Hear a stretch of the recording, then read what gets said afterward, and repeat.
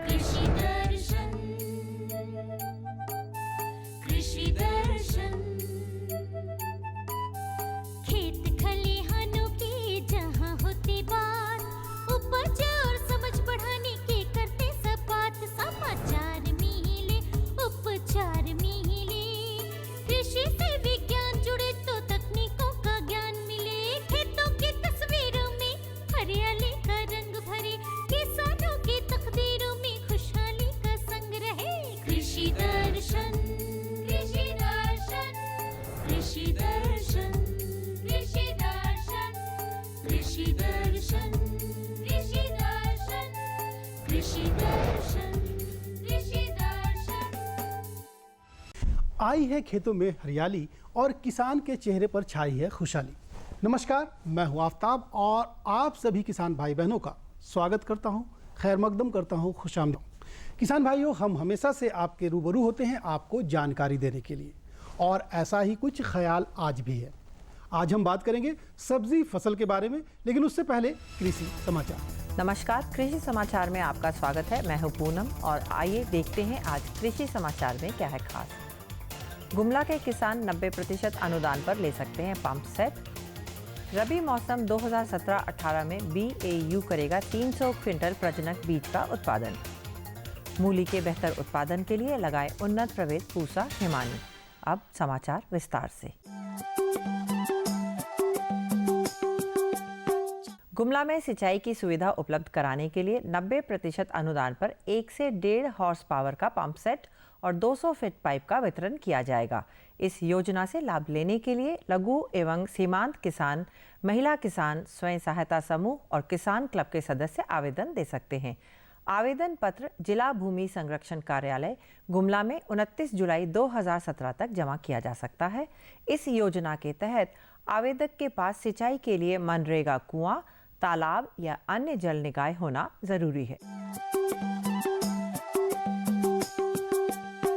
बिरसा कृषि विश्वविद्यालय द्वारा रबी मौसम 2017-18 में राज्य के लिए विभिन्न उन्नत प्रभेदों के 300 क्विंटल प्रजनक बीज का उत्पादन किया जाएगा। इस संबंध में केंद्र सरकार के कृषि एवं सहकारिता विभाग ने बिरसा कृषि विश्वविद्यालय को आदेश जारी किया है। प्रजनक बीज उत्पादन कार्यक्रम में नए उन्नत प्रभेदों को शामिल किया गया है। इसमें सबसे ज्यादा गेहूं के 11 उन्नत प्रभेदों का 133 क्विंटल प्रजनक बीज का उत्पादन किया जाएगा। इसके अलावे चना का 71 क्विंटल, मटर का 50 क्विंटल और जौ का 11 क्विंटल प्रजनक बीज पैदा किया जाएगा। किसान भाई खरीफ के मौसम में तिलहन की मिश्रित खेती करके अच्छी आमदनी प्राप्त कर सकते हैं। इसके लिए सूर्यमुखी और तिल फसल को चुनें। इससे फसल में कीट और रोग का प्रकोप कम हो जाता है और उत्पादन बेहतर होता है। सूर्यमुखी और तिल की बुआई में अनुशंसित दूरी जरूर रखें। सूर्यमुखी की बुआई में कतारों के बीच 60 सेंटीमीटर और पौधों के बीच 30 सेंटीमीटर की दूरी रखें, जबकि तिल की बुआई में कतारों के बीच 30 सेंटीमीटर और पौधों के बीच 10 सेंटीमीटर की दूरी रखें। इससे पौधों का सही विकास होगा, निकाई गुड़ाई करने में सहूलियत होगी और उपज भी अच्छी होगी। किसान भाइयों, खास करके हम तिलहनी फसलों में अगर सूर्यमुखी और हम तिल की खेती एक साथ कर रहे होते हैं तो निश्चित तौर पे ये बहुत ही फायदेमंद, क्योंकि आप एक ही खेत में दोनों फसलों का लेते हैं।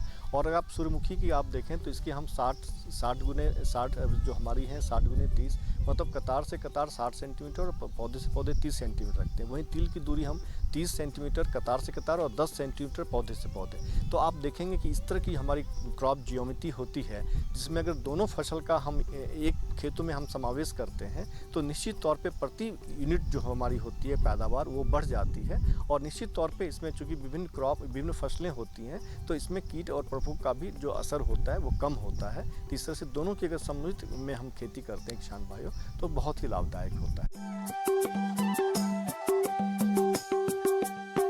राज्य के जो किसान मूली की खेती करना चाहते हैं वे अगस्त से बुआई का काम शुरू कर सकते हैं। अच्छी उपज के लिए झारखंड के लिए अनुशंसित उन्नत प्रभेद पूसा हिमानी, पूसा रोशनी, पूसा देसी या काशी हंस का चयन कर सकते हैं। मूली की खेती के लिए जीवांश से भरपूर हल्की दोमट मिट्टी वाली खेत का चुनाव करें। मूली की बुआई में 10 से 12 किलोग्राम बीज प्रति हेक्टेयर की दर से लगाएं। इसमें कतारों के बीच 20 सेंटीमीटर और पौधों के बीच 10 सेंटीमीटर की दूरी रखें। अच्छी उपज के लिए झारखंड के लिए अनुशंसित उन्नत प्रभेद पूसा हिमानी, पूसा रोशनी, पूसा देसी या काशी हंस लगाएं। इनकी उत्पादन क्षमता औसतन 150 से 200 क्विंटल प्रति हेक्टेयर है। और अब एक नज़र राज्य के 5 प्रमुख शहरों के मौसम के मिजाज पर। आज राज्य के 5 प्रमुख नगरों के अधिकतम और न्यूनतम तापमान कुछ इस प्रकार दर्ज किए गए। रांची का अधिकतम तापमान 27 डिग्री सेल्सियस और न्यूनतम 22 डिग्री सेल्सियस। जमशेदपुर का अधिकतम तापमान 31 डिग्री सेल्सियस और न्यूनतम 25 डिग्री सेल्सियस। मेदिनीनगर का अधिकतम तापमान 29 डिग्री सेल्सियस और न्यूनतम 24 डिग्री सेल्सियस। देवघर का अधिकतम तापमान 31 डिग्री सेल्सियस और न्यूनतम 25 डिग्री सेल्सियस। धनबाद का अधिकतम तापमान 31 डिग्री सेल्सियस और न्यूनतम 25 डिग्री सेल्सियस।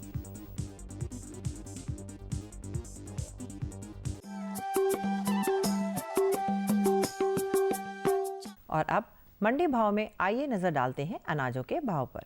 आज कृषि उत्पाद बाजार समिति रांची में विभिन्न खाद्यान्नों के थोक भाव कुछ इस प्रकार दर्ज किए गए। चावल मोटा 2000 रुपए से 2400 रुपए, चावल मध्यम 2500 रुपए से 2900 रुपए, चावल उत्तम 3800 रुपए से 6000 रुपए, गेहूं 2100 रुपए से 2600 रुपए, चना 5600 रुपए से 6100 रुपए, दाल अरहर 5300 रुपए से 5500 रुपए, दाल मसूर 4500 रुपए से 5100 रुपए, दाल चना 6500 रुपए से 7000 रुपए, सरसों तेल 9150 रुपए से 10500 रुपए, 4110 रुपए से 4250 रुपए, आलू 650 रुपए से 850 रुपए और प्याज 550 रुपए से 700 रुपए प्रति क्विंटल रहा।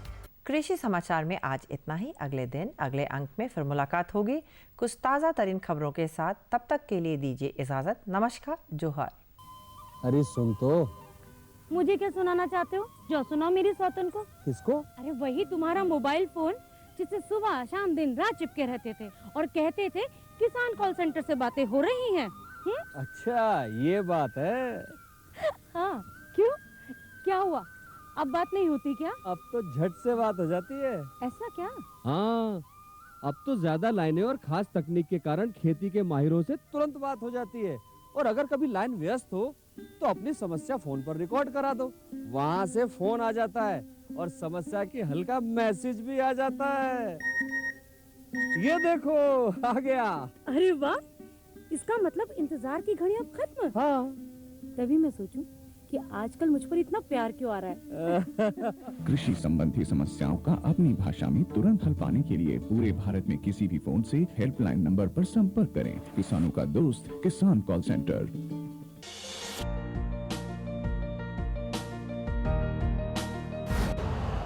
यूरिया का स्वदेशी उत्पादन 70 लाख टन बढ़ाने के लिए 6 उर्वरक संयंत्रों का उद्धार किया जा रहा है। FCIL के गोरखपुर, सिंदरी, तलचर और रामागुंडम संयंत्र, HFCL की बरौनी इकाई और BVFCL की नामरू फोर्थ। सोने पर सुहागा ये है कि देश में अब बनेगा सिर्फ नीम लेपित यूरिया, क्योंकि इससे होगा किसानों का फायदा ही फायदा। अनाज का उत्पादन 10% तक बढ़ेगा। बढ़ेगी 10 से 15% नाइट्रोजन क्षमता।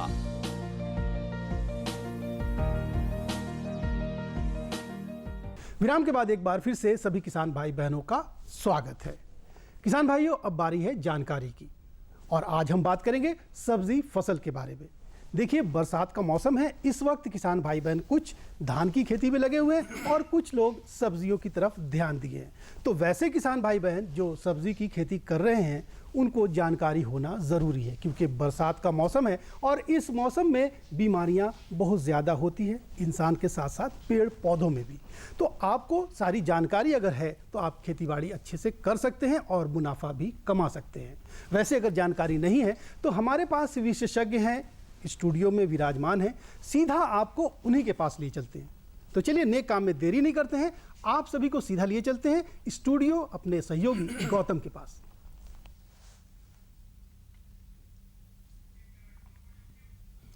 खेती बाड़ी की हर बात हमारे साथ। किसान भाइयों नमस्कार, जीवंत फोन इन कार्यक्रम में आप सभी का बहुत बहुत स्वागत है। किसान भाइयों, आज हम बात करेंगे सब्जी फसलों की समसामयिक देखभाल के विषय में, और आज हमारे साथ स्टूडियो में मौजूद हैं श्री धनंजय कुमार, जो कि ICAR पलांडू में बतौर कृषि विशेषज्ञ कार्यरत हैं। सर, इस कार्यक्रम में आपका बहुत बहुत स्वागत है। नमस्कार। किसान भाइयों नमस्कार। किसान भाइयों, अगर इस विषय पर आप किसी भी तरह की जानकारी चाहते हैं तो सीधे हमारे विशेषज्ञ से जुड़ सकते हैं, अपने प्रश्न रख सकते हैं और समाधान आपको अवश्य मिलेगा। सर, कई दिनों से बहुत बारिश हो रही थी, आज थोड़ा कम है। ऐसे समय में जो किसान भाई सब्जी फसल लगा चुके हैं, कई फसल लगी हुई है अभी खेत में, तो ऐसे किसानों के लिए क्या सलाह है? किसान भाइयों, अभी जो बहुत ज़्यादा बारिश जो हुआ है, मतलब 4-5 दिनों में ही बहुत ज़्यादा बारिश हो गया है, तो जो सब्जी फसल लगा हुआ होगा तो उसको ज़्यादा नुकसान होने की संभावना है। तो पहला तो है कि हम पानी का निकास जितना संभव हो अभी भी पानी का निकास बना करके रखें कि भविष्य में भी अगर बारिश होता है तो हमारा सब्जी फसल को नुकसान नहीं हो, पानी वहाँ पर जमाव नहीं। दूसरा है कि जो तेज़ बारिश होने से फसल के पास जो है मिट्टी बैठ जाता है, तो बैठ जाता है तो थोड़ा सा निकाई गुड़ाई, जैसे ही मौसम साफ हो रहा है तो आप निकाई गुड़ाई कर दें, जिससे कि हवा जो है जड़ के आसपास लगे। और फफूंदनाशक दवा का प्रयोग ज़रूर करें, क्योंकि तेज़ बारिश होने के कारण जो है नमी भी ज़्यादा है, तो इस समय बीमारी आपको सड़ने गलने का ज़रूर आएगा। तो आप ब्लू कॉपर नामक दवा जो है 2.5 से 3 ग्राम प्रति लीटर पानी में, जो फसल मतलब बहुत बड़ा नहीं है, छोटा है, उसमें आप छिड़काव अगर कर देते हैं सावधानी के तौर पर। रोकना चाहेंगे, एक किसान भाई हमारे साथ जुड़े हुए हैं। Hello sir. जी नमस्कार, बहुत बहुत स्वागत है। क्या प्रश्न है आपका? जी नमस्कार सर। जी मैं प्याज की खेती करना चाहती हूँ। जी मैं कैसे कर सकती हूँ? जी, कहाँ से बोल रही हैं आप? जी रांची। जी। वैसे तो प्याज का खेती का भी मतलब उपयुक्त समय नहीं है। झारखंड में खरीफ में प्याज की खेती बहुत ही कम होता है, और जो नए किसान हैं उनको मैं सलाह देता हूँ कि खरीफ में नहीं करें, क्योंकि पहली बार जब करेंगे। पर प्याज के लिए उपयुक्त समय है जो है अक्टूबर या नवंबर के महीना में, जब हम उस समय बीज डालते हैं तो उस समय करें। बिल्कुल, उम्मीद है आपको आपके प्रश्न का उत्तर मिल गया होगा। अभी आप बता रहे थे कि दवाई एक ब्लू कॉपर नाम की दवाई, तो तेज बारिश जो हुआ है ना, तो तेज बारिश होने के चलते जो फफूंद ज़्यादा आएगा और जड़ के पास गलने सड़ने का बीमारी आएगा। तो अगर हम 2.5 से 3 ग्राम प्रति लीटर पानी में मिला करके ब्लू कॉपर का छिड़काव कर देते हैं तो उससे फसल को जो है रोग से बचाव होगा। जी तो रोग से बचाव होगा। बिल्कुल। इस वक्त बारिश हो रही है, लगातार बारिश हो रही है, आर्द्रता बहुत है। आपने कहा कि निकाई गुड़ाई भी कर लेना चाहिए इस वक्त। कई दफ़ा देखते हैं कि इस वक्त कीटों का बहुत प्रकोप होता है। कौन कौन से कीट लगते हैं और किस तरह से इसको रोका जा सकता है, इसकी हम चर्चा करेंगे। पहले एक फ़ोन ले लेते हैं। हेलो जी नमस्कार, बहुत बहुत स्वागत है। मटर लगाने का सीजन है। जी, मटर लगाने का, अच्छा। नहीं, अभी जो है मटर का भी समय नहीं है। आप 15 सितंबर के बाद जो है आगात जो मटर का आर्केल करके किस्म है, 15 सितंबर के बाद आप बीज बुआई करेंगे। बिल्कुल। तो इस वक्त कीटों का बहुत प्रकोप होता है, तो कौन कौन से कीट इस वक्त लग सकते हैं और किस तरह की सावधानी किसान भाइयों को अपनाना चाहिए? जैसे कि जितने लतीदार सब्जी हैं, वो खीरा, कद्दू, नेनुआ, कोला, तो एक तो कि उसमें फल में छेद करने में फल मक्खी आता है। जैसे करेला है तो फल मक्खी आ जाता है, परवल लगा होगा तो फल मक्खी आ जाता है। तो एक तो उस तरह का है कि जो फल में छेद करता है या पत्ती में छेद करता है। दूसरा है कि कुछ, हम आपको रोकना चाहेंगे और एक किसान भाई हमारे साथ फोन लाइन पर बने हुए। हेलो जी नमस्कार। जी मैं मानवी बोल रही हूँ रांची से। जी, क्या प्रश्न? मूली की खेती आपकी आवाज स्पष्ट नहीं हो रही है, आप एक बार फिर अपना प्रश्न दोहराएं। जी मैं मूली की खेती करना चाहती हूँ। अच्छा, मूली की खेती करना चाहती उसके लिए मैं बिल्कुल बिल्कुल। मूली के लिए अभी आप लगा सकते हैं, सिर्फ सावधानी देखना है कि हमको मेड़ के ऊपर मूली का बीज का बुआई करना है। बाजार में जो भी उपलब्ध बीज है, बहुत ज़्यादा मूली में वैसा किस्म का परेशानी नहीं है, तो जो उपलब्ध बीज है उसको मेड़ के ऊपर लगावें, ताकि अगर जल निकासी सही से हो। जी, कीटों की हम चर्चा कर रहे थे। किस तरह के कीट लग सकते हैं, जैसे और क्या प्रबंधन हम बताएं कि इसका? जितनी लत्तीदार सब्जी हैं उसमें फल मक्खी, फल छेदक, ये कीट है। हाँ। दूसरा है कि कुछ लीफ माइनर जैसे पत्ती में धारी धारी बना देता है।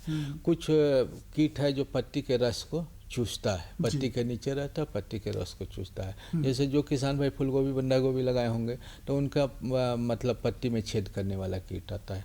बैगन जो किसान भाई लगाए होंगे तो उनका बैगन में जो है तना छेदक या फल छेदक आ रहा होगा। और फोन ले लेते हैं। Hello hello sir. जी नमस्कार। जी नमस्कार सर। क्या प्रश्न है आपका? जी मिर्चा की खेती के लिए अभी उपलब्ध है?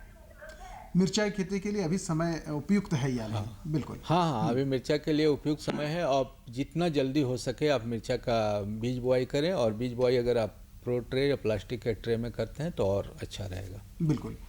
तो विभिन्न जो सब्जियां हैं उसमें अलग अलग तरह के जो कीट हैं। हाँ, जैसे कीट का जैसे बोले कि एक फल छेदक हुआ या तना छेदक हुआ, तो ज़्यादातर फल छेदक का मतलब दवा जो है, जैसे कि हम लार्बिन करके एक दवा है 1 ग्राम प्रति लीटर पानी में, या फेम है तो 0.3 ml 1 लीटर पानी में, कोराजिन है तो 0.3 ml 1 लीटर पानी में। अगर इन तीनों में से कोई दवा जो फल छेदक हो या पत्ती में छेद करने वाला कीट हो, तो उसमें अगर हम प्रयोग करते हैं, फसल कोई भी हो, जैसे फूलगोभी, बंधा गोभी, बैगन, टमाटर कुछ भी हो, तो उसमें काम करेगा। दूसरा है कि जो बताए कि लीफ माइनर जो पत्ती पर धारी धारी बना लेता है, तो लीफ माइनर के लिए डेसिस नामक दवा जो है 0.5 ml अगर प्रति लीटर पानी में मिला करके छिड़काव करते हैं तो उससे नियंत्रण होगा। और तीसरा जो है कीट अभी ज़्यादा जो आता है रस चूसने वाला, पत्ती के नीचे रहता है, जैसे कि मिर्चा की बात करें, टमाटर की बात करें, बैगन की बात करें, तो पत्ती के नीचे रहता है, उसमें थ्रिप्स है, एफिड्स है, तो वो जो है पत्ती के नीचे रहता है, रस को चूसता है। तो उसके लिए जो है कन्फिडोर नामक दवा जो है 0.5 ml प्रति लीटर या एक तारा जो है 0.3 ग्राम प्रति लीटर पानी में मिला करके अगर किसान भाई प्रयोग करते हैं तो अच्छा। लेकिन सबसे पहले जो है जो भी कीट लगा हुआ पत्ती है उसको कोशिश करें कि हम उसको कटाई छटाई करके हटा दें। अगर उसको जला दें, गड्ढा में डाल दें, और उसके बाद अगर हम छिड़काव करेंगे तो एक तो होगा कि हमको दवा का प्रयोग कम करना होगा। दूसरा जो है मूल्यांकन में आसानी होगा कि जब हम दवाई डाल रहे हैं तो उस समय दवाई डालने के बाद हमारा कीट का प्रकोप बढ़ रहा है कि कम हो रहा है। अगर हम नहीं उस पत्ती को हटाएंगे, उस डंठल को अगर नहीं हटाएंगे, तो होता क्या है कि हमारा मूल्यांकन हम सही से नहीं कर पाते हैं। ये तो हो गई कीटों की बात। कुछ रोग भी इस वक्त सब्जियों में लग सकते हैं। हाँ। तो कौन कौन से रोग लग सकते हैं, लक्षण क्या होंगे? जैसे लत्तीदार सब्जी है, तो जो लत्तीदार सब्जी अभी ज़्यादातर किसान भाई लगाए होंगे, तो उसमें करेला है, नेनुआ है, झिंगी है। उसमें लत्तीदार सब्जी में क्या होता है कि पत्ती पर धब्बा धब्बा पहले छोटा छोटा धब्बा बनता है, पीला पीला थोड़ा सा दिखाई पड़ेगा, तो डाउनी मिल्ड्यू करके बीमारी है। तो अगर हम शुरुआत में उसको पहचान कर लें, अपने खेत में घूम रहे हैं, अगर किसान भाई को अपने से नहीं पता चल रहा है तो विशेषज्ञ के पास चले जाएं, कृषि विज्ञान केंद्र के पास जाए, प्लांडू में आवे, कृषि एग्रीकल्चर में आवे, जहाँ भी उनको विशेषज्ञ हैं वहाँ पर जाएं, जानकारी। एक फोन ले लेते हैं। Hello hello sir. जी जी सर, मेरी मिर्चा की खेती किया हुआ है जी। उसमें मिर्चा फल ले रहा है।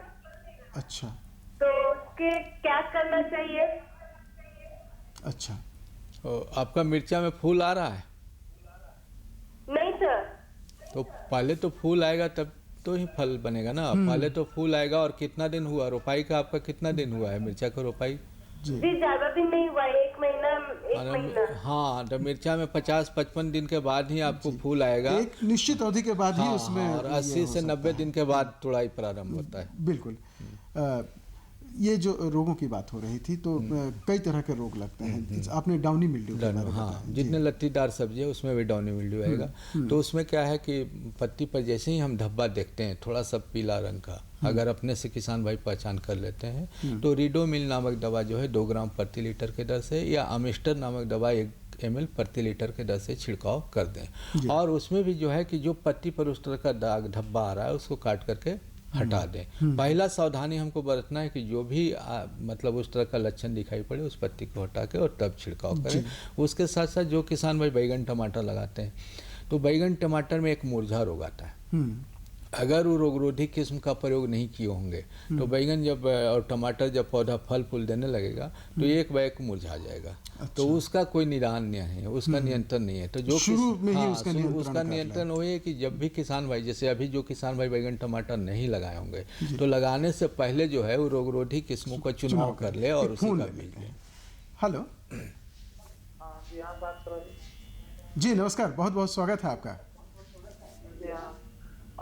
बैगन का पौधा लगाना चाहते हैं तो क्या लगा सकते हैं जी? हाँ, आपका बिचड़ा तैयार है कि बीज डालना है? अगर बिचड़ा तैयार है तो आप रोपाई करें, लेकिन रोपाई करते समय सावधानी बरतना है कि मेड़ के ऊपर करें।